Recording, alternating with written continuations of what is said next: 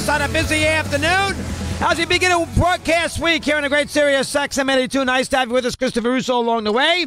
888 Mad Dog 6, that's your two-way sports talk telephone number. Chat to you about what's going on as far as the world of sports is concerned with our good buddies Billy Z today, Colin Schmelling, and Eddie Erickson. 888 Mad Dog 6, that's your two-way sports talk telephone number as we get you home here on this Monday program, the last day of April 2018.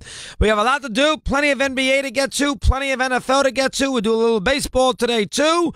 We'll sort of go around the horn. We'll start with the game yesterday, which was a highly rated game, by the way, at 1 o'clock, where the Cavaliers knocked out Indiana 105-101, and thank God for Oladipo. We'll get to that in a minute on the last basket that the last three that he took and made. But the Cavaliers advance, and they get the job done, and they get into round number 2 of the postseason. Let me do a couple little footnotes here first. That game began at 1 o'clock and not 3:30, and I don't know this is just me. Normally, they would have put the Utah game there at 1 o'clock, and if Utah had lost Game 6 to Oklahoma City on Friday night, and they almost did, if they would have lost that game, they would have put Utah-Oklahoma City at 1 because it would have been fair for both teams. And they would have put the Cavalier game at 3:30, which obviously later in the day, the higher the rating. And ABC would want LeBron later in the day going into their 6 o'clock news than they would have wanted them at 1. But I don't think they could have really competitively done that, because then you would have had, if Cleveland played yesterday at 3:30 once Utah got through that opening round, because then you would have had Utah play a first game of a second round playoff series noon local time. And although the NBA is very unfair with the way they do this because of their TV commitments, that would have been ridiculous. And if you watch the Utah-Oklahoma City game on Friday night, which I did, Mark Jones and Yubi over and over again kept on discussing the Sunday lineup. And over again, they said, we don't know the times yet for Sunday's games. And Indiana had already beaten Cleveland, so they knew there was going to be a Game 7. We don't know the times yet. As soon as the game was over, and they did a little post-game, then Jones at 1 a.m. said, here are the game times for Sunday. So what happened here is Adam Silver went to ESPN and said, guys, I know you control things.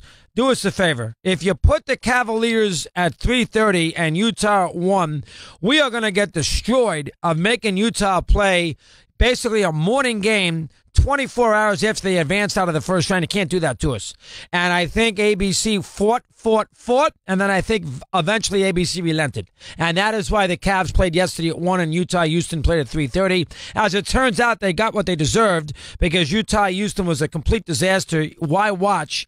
And they give Utah no chance to be competitive in round number 2, first game, because they got TV commitments. The NFL would never do that.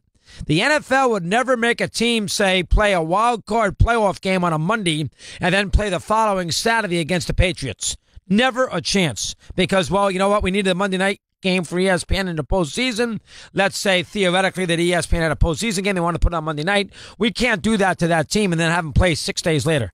But the NBA does that all the time, and it's completely wrong. And it drives me crazy. And Utah got buzzed with it the other day, and that is why they got drilled yesterday by Houston. But raise your hand if you stuck with that game more than the first quarter yesterday afternoon. If you did, you're a bigger NBA fan. Outside of Michelle Beadle, Chauncey Billups, and Jalen Rose, who in America had that game on television at 4:15 yesterday afternoon? Was basically 40-20 Rockets. Nobody. And the NBA got what they deserved. They were not fair to Utah. Now, they also got a good break with the Cavs because that was a pretty competitive game.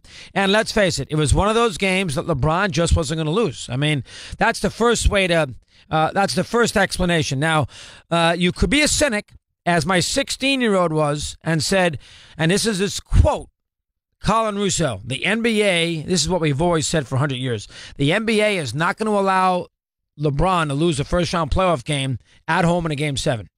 He is not losing this game. The NBA is going to make sure that LeBron gets home here. And you can make an argument. There's some truth to that. The 6th foul on Miles Turner was an atrocious foul call by Tony Roberts. It was an atrocious foul, and it was a huge play in the game in the fourth quarter. And, normally the big star in that home setting is going to get every break known to man. And in a lot of ways, yesterday, they did. and Cleveland did get a lot of breaks. But LeBron was superb. He got him off to a great start. And then when he needed a little blow because he had those cramps, shocking to see him go into the locker room late third quarter. I didn't know what it was. Then he sat out the first 4 minutes of the fourth.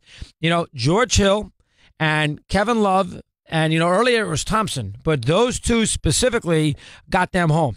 Hill played well.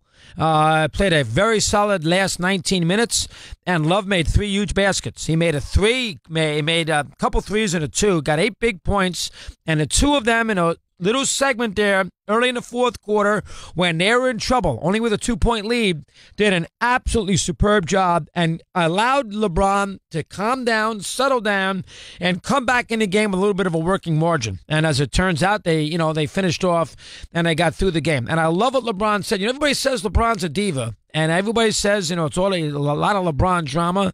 And I'll buy that. And I think there's and we all know there's accuracy towards it. But he's very good in the postgame.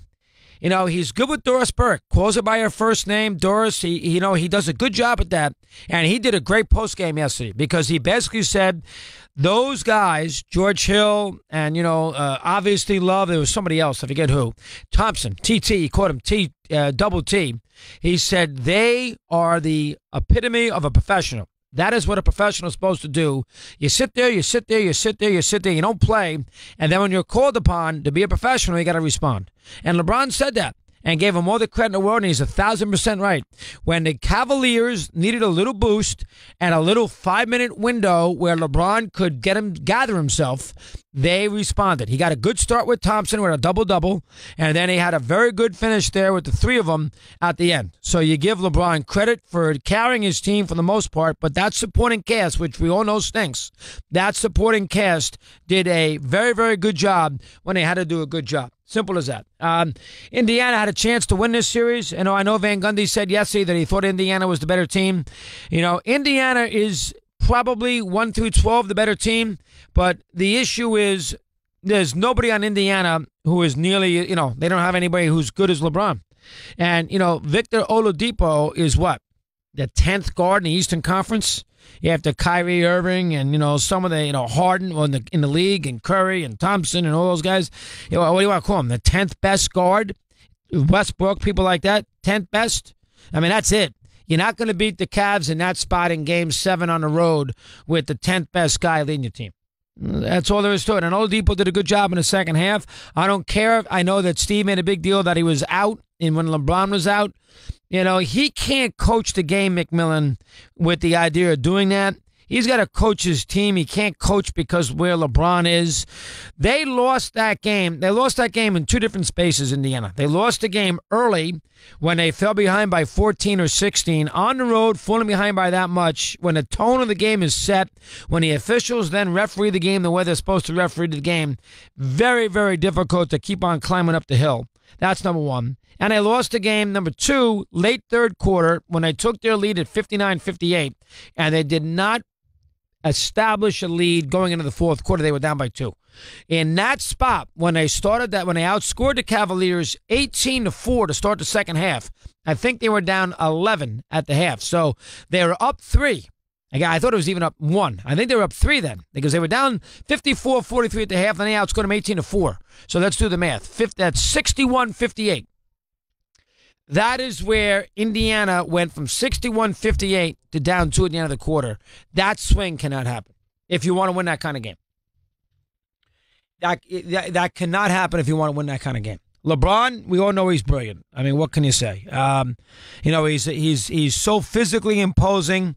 They throw him in the low box. It may not be pretty to look at when they post him up, but it's almost impossible to stop because if you double him, you're leaving somebody wide open for a 3, and they got some guys who can shoot 3s. JR can shoot a 3. We know Korver can. Love makes 3s, so that's impossible.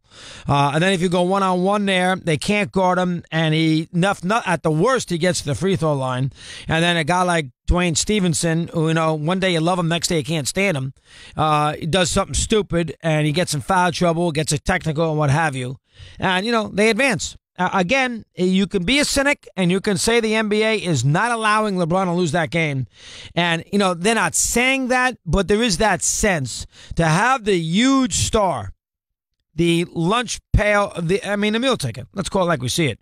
To have him lose a home game in the first round in the seventh game and then have Toronto, Indiana. Toronto and Indiana, you wouldn't have been able to find those games on ESPNU, audience TV, if that was the second round. NBA knows that. He's going to get the breaks in that spot. They all do. It's simple. What are you going to do? He's LeBron James. He's going to get the breaks. Not that they deserved it, because he played great. The team's going to get some breaks. And they got a million whistles, and Indiana did not get to the line. And, it was what it was. Indiana was sloppy. Indiana did not play a winning formula on the road in the Game 7. Simple. You have to play a winning formula if you're Indiana in that kind of game, because everything's against you. They got the best player. They're at home. The officials are going to give LeBron every break in America. That's just the way it is, human nature. And you are going to have to play a perfect basketball game to get out of that game. You're going to have to not commit fouls, not turn the ball over, not be sloppy, get off to a good start. Every possession, dive on a loose ball. You got to do all those things to win a Game 7 on the road. That's why for 20 years, nobody won a Game 7 on the road. That's what you have to do. And Indiana, for a large part of that game, yes, he did not do that. And now you survive with LeBron moving on. Now, as far as the last second shot is concerned, I thought, I'll tell you a little story. First off, I was going to bet Indiana before the series began. I couldn't get it in because it was plus 500, and a lot of these places don't take that because the odds are too great, so I couldn't get it in. And I wanted Philadelphia to win the conference. I could not get that in either because it was 10-1, so I couldn't get that in, so I got killed. But I wanted Indiana to win this series. I would have lost, number one. But I knew that I felt that Indiana was going to be competitive yesterday. I didn't think they were going to win, but I thought they were going to be right in the game. Now, I got that part right. Now, they were competitive. Right in the game's a little strong, but they were competitive. So I said, geez, this spread's 5.5?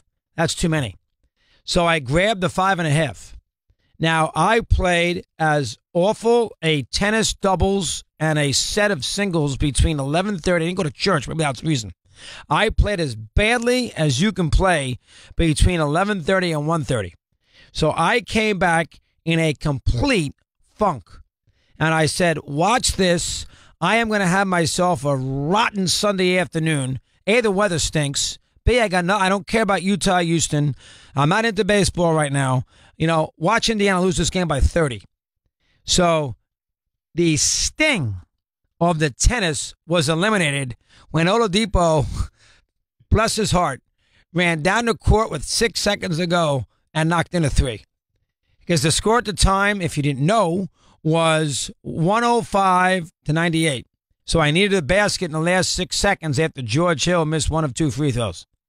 What happens? They don't foul. Oladipo goes down the court and knocks down a three with 0.6 of a second to go. And had the good graces not to ruin my day and foul with 0.6 of a second to put Indiana at the line or put the Cavs at the line to make 2 free throws. So I am sure Vegas had a great day because most people, if you do bet a game like that, and who bets NBA in that scenario, bet the favorite and the star at home. And they probably made a killing because Indiana got that last second shot by Oladipo. I'll tell you something else that I've learned. I was shocked. I spoke to somebody who would know. He said people have been betting the NBA and the NHL playoffs like you wouldn't believe. We are making a fortune. I said, really? The NBA and the NHL? Are you kidding me? This like an NFL playoff Sunday. I said, wow. Shocked. Now, I loved Philadelphia in round 2. Somehow, they're minus 440. How could the 76ers without home court be minus 440? Father Rob wants to bet the ranch. He's got no money. He runs that garbage tour thing, and he's going to ruin my trip to Scotland. He's driving right now. He hears this. And somehow, some way, he wanted to bet the Sixers. I checked. You can't touch it. Minus 440. Jaylen Brown's out, but geez. And Philadelphia, you like Toronto? I think Toronto's going to win. Toronto's minus 200. I am not putting any money on Toronto with those 2 little guards at minus 200. You bet LeBron, it's plus 180. When are you ever getting LeBron at plus 180? Ever. That's our start. I know I'm going to lose you tomorrow for good, so let's hope we have a nice swan song today. Laugh, laugh, laugh. That means you, Steve. Jimmy Traina is in the house today. Nice to have Jimmy aboard. First time he's listened to this show in 10 years, right, Jim? We continue on Mad Dog Unleashed right after this.